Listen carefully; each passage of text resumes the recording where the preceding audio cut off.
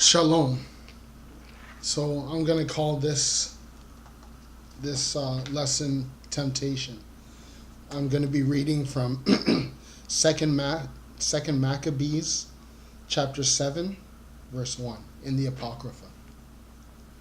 It came to pass also that 7 brethren with their mother were taken and compelled by the king against the law to taste swine's flesh, and were tormented with scourges and whips. But one of them that spake first said thus, What wouldest thou ask or learn of us? We are ready to die rather than to transgress the laws of our fathers. Then the king, being in a rage, commanded pans and cauldrons to be made hot, which forthwith being heated, he commanded to cut out the tongue of him that spake first, and to cut off the outmost parts of his body, the rest of his brethren and his mother looking on. Now when he was thus maimed in all his members, he commanded him, being yet alive, to be brought to the fire, and to be fried in the pan, and as the vapor of the pan was for a good space dispersed, they exhorted one another with the mother to die manfully, saying thus, The Lord God looking upon us, and in truth hath comfort in us. Moses in his song, which witnessed to their faces, declared, saying, And he shall be comforted in his servants.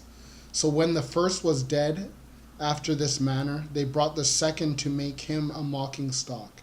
And when they had pulled off the skin off of his head and with the hair, they asked him, Wilt thou eat before thou be punished throughout every member of thy body?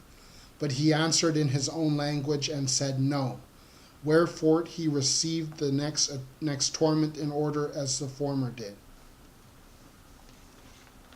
So I just wanted to read that to point out that this is talking about Edom. This is the Roman Empire, and the king was forcing the Jews to go against what their father had taught them, what their forefathers had taught them, and their beliefs, and to eat of pork. And since these 7 brothers with their mother, they refused to eat of the pork and go against the Most High, they were put to death in excruciating ways, just torture and pain and suffering. And that gets me thinking about temptation in this world that we live in. You know, this is the second incantation of the Roman Empire, which is Babylon the Great, America. And the same things that were done before are being done now. You know, they say the more things change, the more they stay the same. So what the empire likes to do now is temptation. So they bring the guns into the areas so that people will commit crimes with these guns because of their situation. Pork is in so many things, and so it's almost impossible for us to get away from it. And this is done on purpose, right? Pork is in Doritos, Jell-O, gummies, and many different medicines. So it's almost impossible to stay away from it if you're trying to follow the words of God. And the Roman Empire was desperate for the Jews to turn away from their God, and they tempt them. And